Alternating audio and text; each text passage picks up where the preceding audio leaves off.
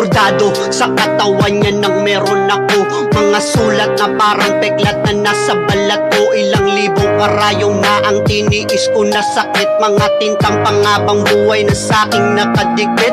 Bawat detalyeng nakasulat ay merong kahulugan, habang tingin ng iba napakadumi kaming tignan. Nasaan ang karapatan namin bilang mamamayan? Bakit parang kasalanan ng may tattoo sa katawan? Pagtinginan at iwasan ka ng tao sa daan, para bang meron kang ginawang maling di mo alam.